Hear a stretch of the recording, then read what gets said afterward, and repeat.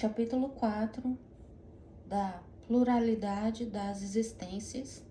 Tópico: transmigrações progressivas. Perguntas de 189 a 196. Pergunta 189. Desde o início de sua formação, goza o espírito da plenitude de suas faculdades? Resposta: não, pois que para o espírito, como para um homem, também há infância. Em sua origem, a vida do espírito é apenas instintiva. Nota 10, de Allan Kardec.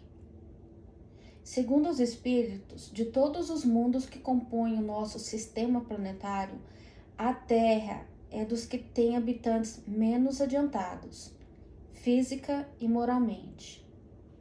Marte lhe estaria ainda abaixo, sendo-lhe Júpiter superior de muito, a todos os respeitos. O Sol não seria mundo habitado por seres corpóreos, mas simplesmente um lugar de reunião dos espíritos superiores, os quais de lá irradiam seus pensamentos para os outros mundos, que lhes dirigem por intermédio de espíritos menos elevados, transmitindo-os estes por meio do fluido universal. Considerando do ponto de vista da sua constituição física, o Sol seria um foco de eletricidade. Todos os sóis, como que estariam em situação análoga.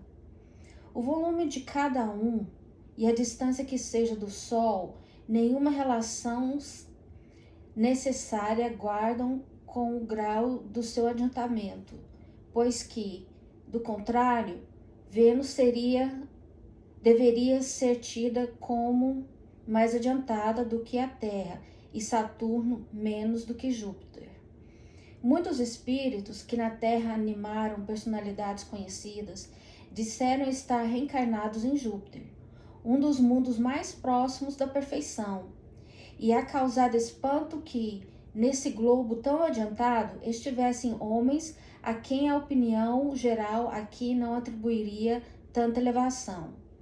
Nisso nada há de surpreendente, desde que se atenda a que, possivelmente, certos espíritos habitantes daquele planeta foram mandados à Terra para desempenharem aí certa missão que, aos nossos olhos, os não colocava em primeira plana.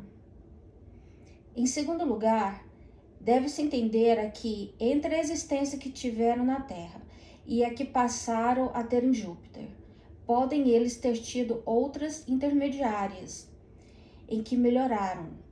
Finalmente, cumpre-se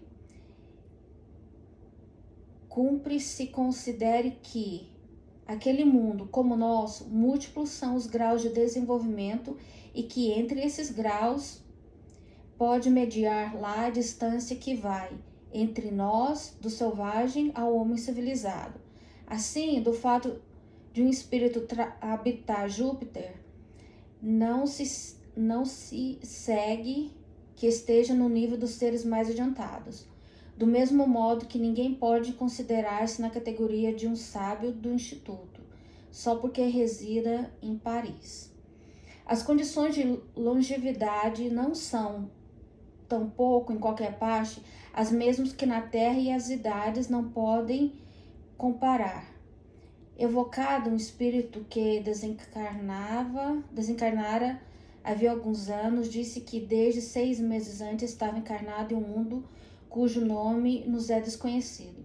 Interrogado sobre a idade que tinha neste mundo, disse: não posso avaliá-lo, porque não contamos o tempo como contais. Depois, os modos de existência não são idênticos. Nós, lá, desenvolvemos muito mais rapidamente. Entretanto, se bem não haja mais de 6 dos vossos meses,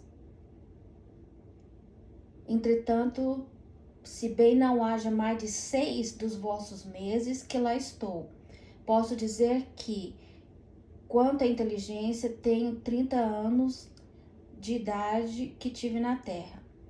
Muitas respostas análogas foram dadas por outros espíritos, e o fato nada representa de inverossímil. Não vemos que na Terra uma imensidade de animais em poucos meses adquirem o desenvolvimento normal? Por que não se poderia dar o mesmo com o homem em outras esferas? Notemos, além disso, que o desenvolvimento que o homem alcança na Terra aos 30 anos talvez não passe de uma espécie de infância, comparado com o que lhe cumpre atingir. Bem curto de vista se revela em que nos toma em tudo por protótipos da criação, assim como é rebaixar a divindade ou imaginar que, for um homem, nada mais seja possível a Deus. Ele mal tem consciência de si mesmo e de seus atos. A inteligência só pouco a pouco se desenvolve. Pergunta 190.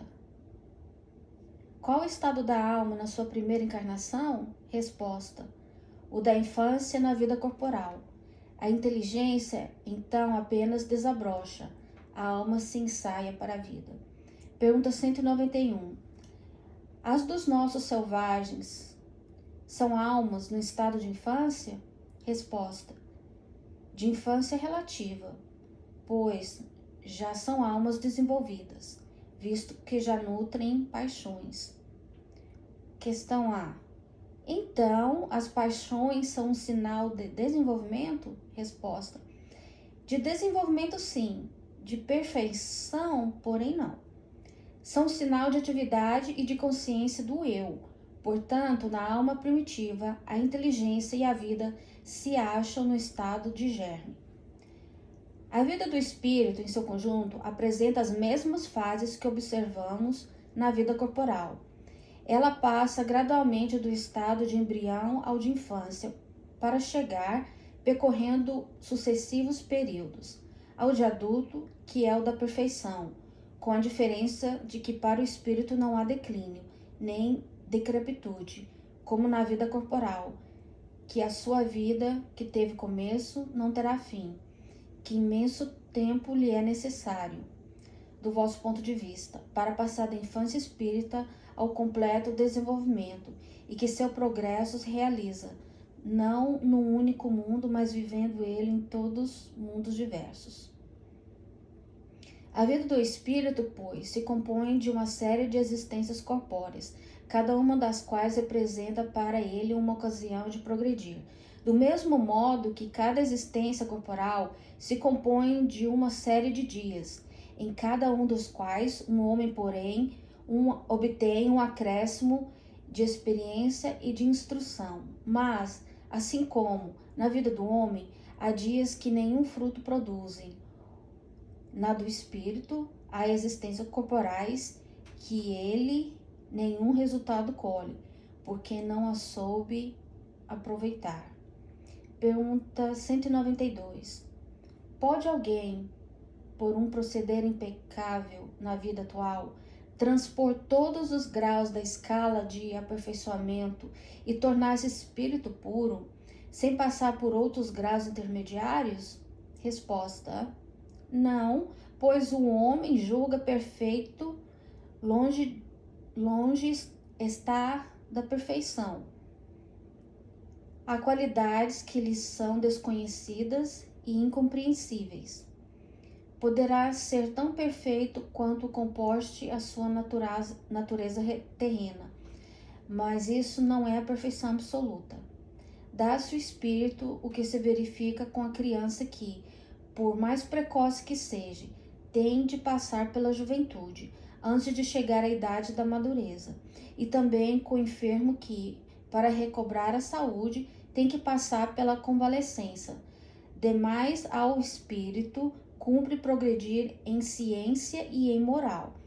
Se somente se adiantou num sentido, importa se adiantou no outro, para atingir o extremo superior da escala. Contudo, quanto mais um homem se adiantar na sua vida atual, tanto menos longas e penosas lhe serão as provas que se seguirem. Questão A. Pode ao menos um homem na vida presente preparar com segurança para si uma existência futura menos prenhe de amarguras? Resposta: sem dúvida. Pode reduzir a extensão e as dificuldades do caminho. Só o descuidoso permanece sempre no mesmo ponto. Pergunta 193. Pode um homem, nas suas novas existências, descer mais baixo do que esteja na atual? Resposta: com relação à posição social, sim. Como espírito, não. Pergunta 194. É possível que, em nova encarnação, a alma de um homem de bem anime o corpo de um celerado? Resposta: não, visto que não pode degenerar. Questão A. A alma de um homem perverso pode tornar-se de um homem de bem? Resposta: sim, se arrependeu. Isso constitui, então, uma recompensa. A marcha dos espíritos é progressiva, jamais retrógrada.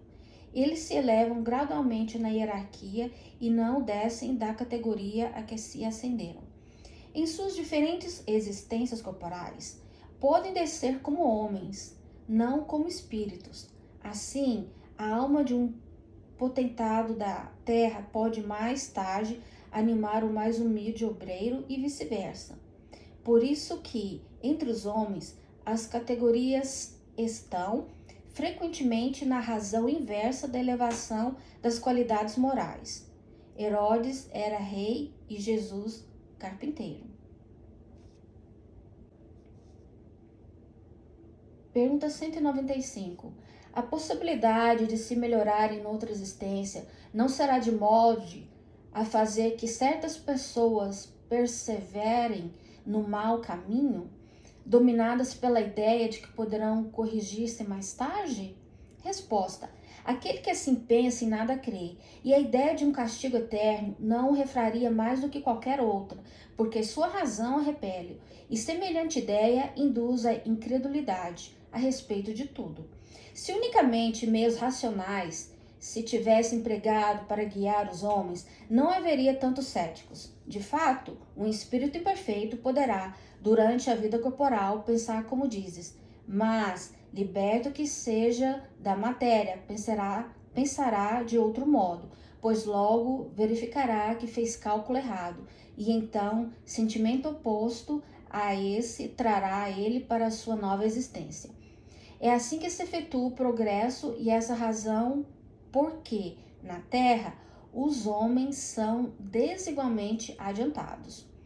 Uns já dispõem de experiência que a outros falta, mas que adquirirão pouco a pouco. Deles depende ou acelerar-lhes o progresso ou retardar-lhes indefinitivamente.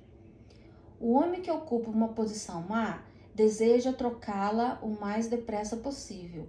Aquele que se acha persuadido de que as atribulações da vida terrena são consequência de suas imperfeições, procurará garantir para si uma nova existência menos penosa, e esta ideia o desviará mais depressa da senda do mal do que a do fogo eterno, em que não acredita.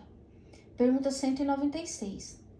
Não podendo os espíritos aperfeiçoar-se, a não ser por meio das tribulações da existência corpórea, segue-se que a vida material seja uma espécie de crisol ou de depurador, por onde tem que passar todos os seres do mundo espírita para alcançarem a perfeição?